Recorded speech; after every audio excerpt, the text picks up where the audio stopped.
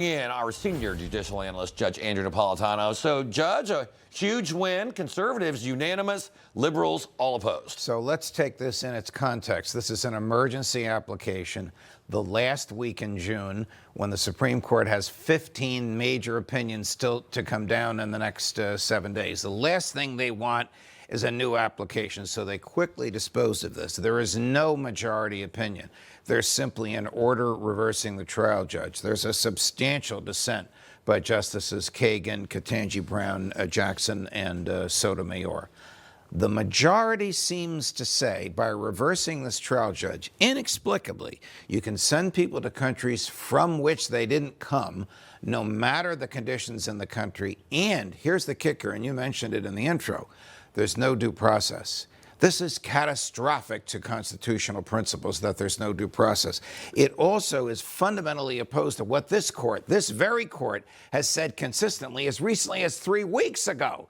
Wherever you're going to deport, and to wherever you're going to deport them, they're entitled to be heard.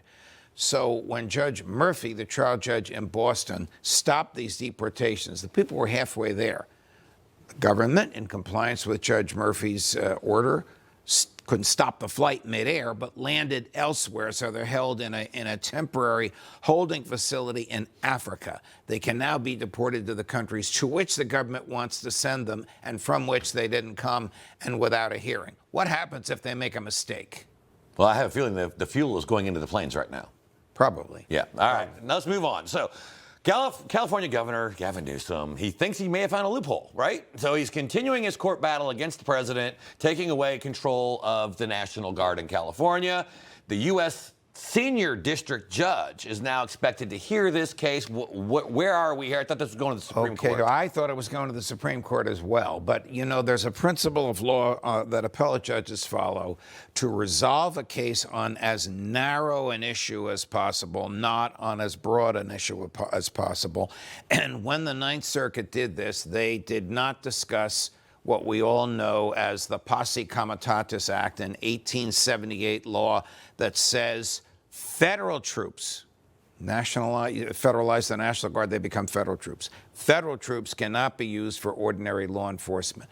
Because the Ninth Circuit was silent on that, the Newsom administration is going to bring that issue back to Judge Breyer and get him to rule again, which will start this process of Judge Breyer ruling and the feds appealing all over again, rather than going to the Supreme Court. Supreme Court actually likes this because it would rather rule on everything all at once. But as of next Monday, the Supreme Court flies to the far corners of the earth as they all do their lectures at law schools, holding summer school in Florence, Italy. Well, that happens. That's an example. Right. Okay, so now moving on to another case we've been watching. The prosecution is expected to rest its case today in the Sean Diddy Combs trial.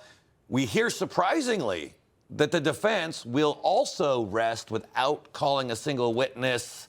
This is odd. This is a head scratcher. I can't really second guess these lawyers. Sean Diddy Combs has one of the best legal teams in the city defending him. They must know something about the case than we do. But just take a step back, just from watching this thing. The evidence of his criminality is overwhelming. In my view, this doesn't belong in federal court. These are all state crimes. The reason it's in federal court is the very technical issue that some people crossed interstate lines in order to get to these crazy events, these criminal events that he orchestrated. However, how are they going to rebut or refute the overwhelming evidence that went on 34 witnesses in 28 days, including many, many eyewitnesses and much forensic evidence, you know, documents substantiating what the eyewitnesses are saying? Is beyond me. We'll find out when they make their closing arguments. Real quickly, is this maybe setting something up for appeal where they think they have a legal issue that they could appeal rather than try to argue the merits of the case? They have to. They can't appeal something that they fail to raise below. They know this. This is okay. I don't. I'm not a lawyer. I know. So. This is trial, criminal trials 101. They know this. If they want to raise something on appeal, they have to raise it first before the trial judge. All right. And so we'll find out in the next 24 hours. But right now, it's a head scratcher. All right. All right. Thanks, Judge. You're welcome.